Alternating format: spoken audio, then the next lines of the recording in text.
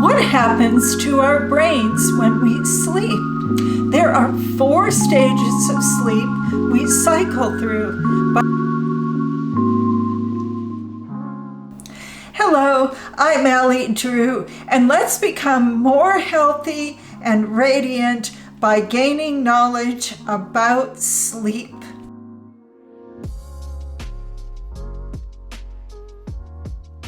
Skin's metabolic rate increases at night, which means skin cells turn over more quickly and new skin cells increase. Your retinols and alpha hydroxy acids help boost that process, causing your body to pump out fresher and smoother skin.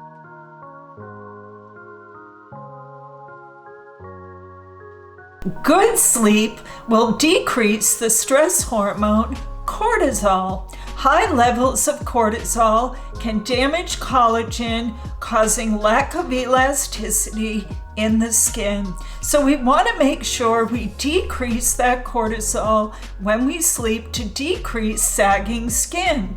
And that's why it's important not to look at our phones before we go to sleep, because it triggers that cortisol.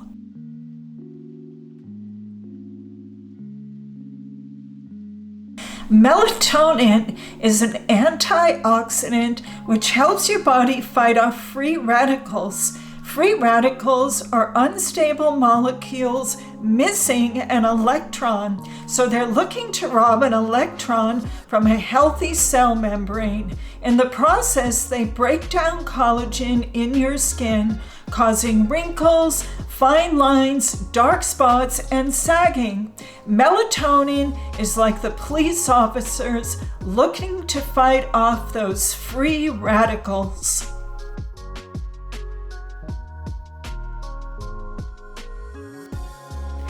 HGH hormone aids in skin regeneration and wound healing and a healthy metabolism.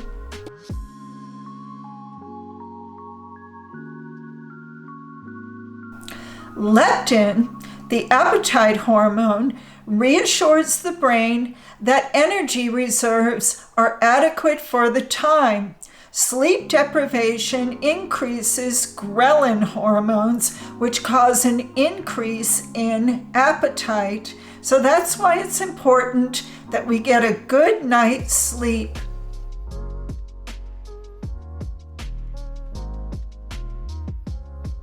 The ideal temperature is 65 degrees for a healthy sleep.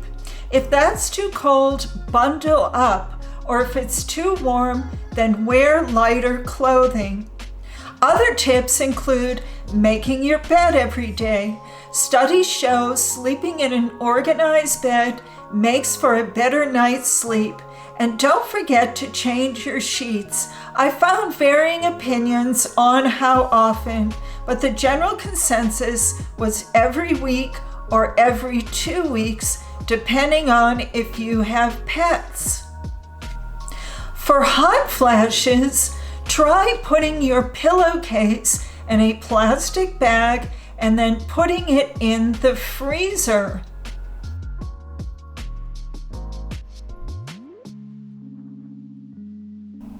A recent Harvard Medical School study found that those who got 5 hours of sleep or fewer throughout their lives were twice as likely to develop dementia versus those who slept 6 to 8 hours per night.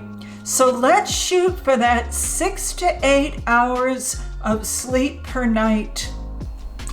The study also found that sleeping 9 hours or more caused an increase in cognitive issues.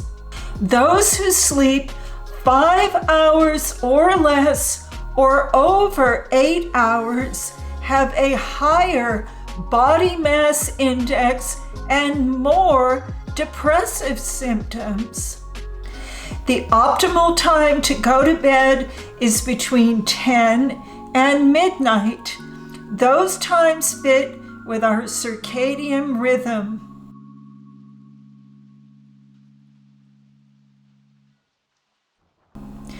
What happens to our brains when we sleep? There are 4 stages of sleep we cycle through, but stage 3 is the deepest and the coolest. That's the slow wave stage. That's when our glymphatic system works. The glymphatic system flushes out toxins surrounding our brain cells and carries waste-filled fluid into our bloodstreams where we eliminate it.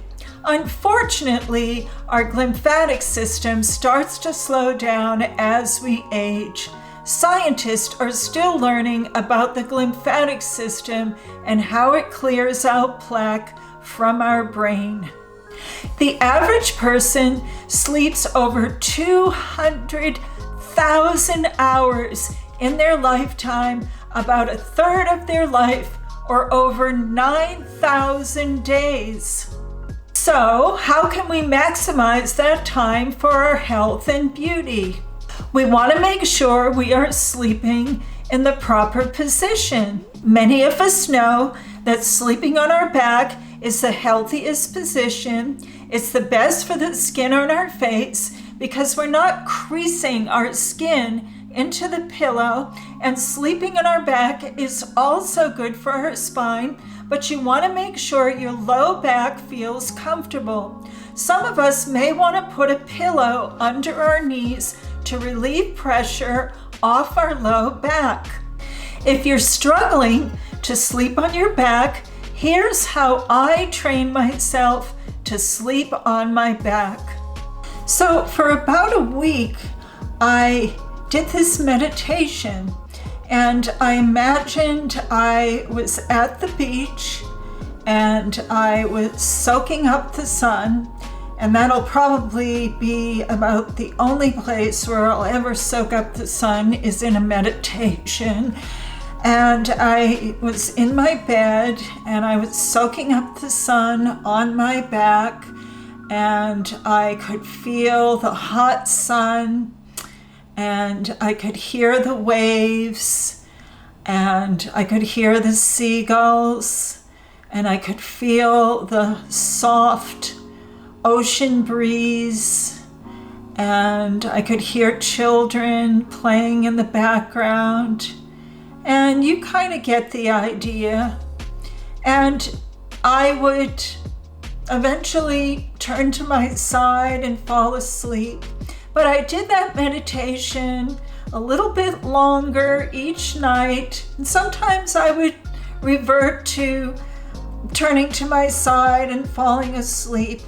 But eventually I did fall asleep on my back, and eventually I started to sleep on my back.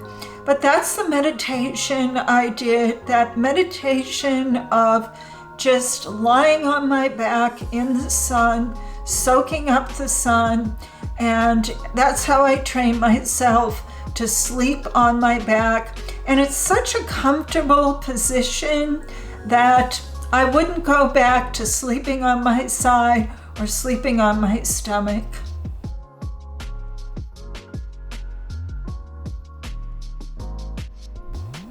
Loud noise can cause sleep fragmentation and disruption and impact your health. Even low-level noises can disrupt sleep stages. Ambient noise, soft music, white noise machines, and noise-blocking curtains are good ideas to keep disruptive noises at bay.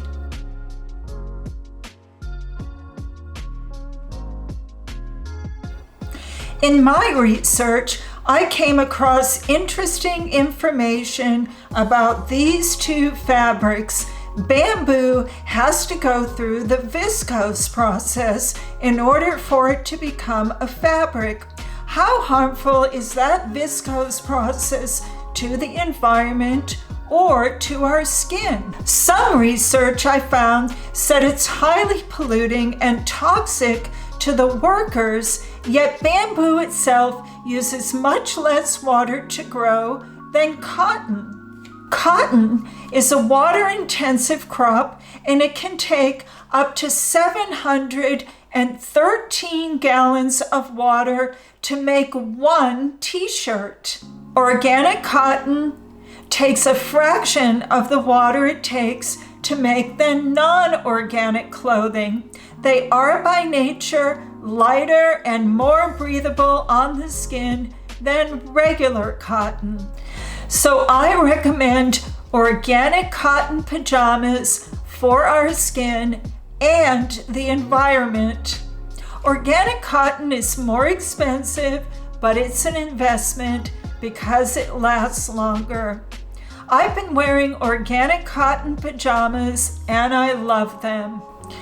Get cozy or get cool, depending on your preference, and get a good night's sleep.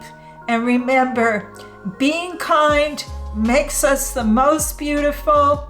And don't forget to subscribe. Thanks for watching.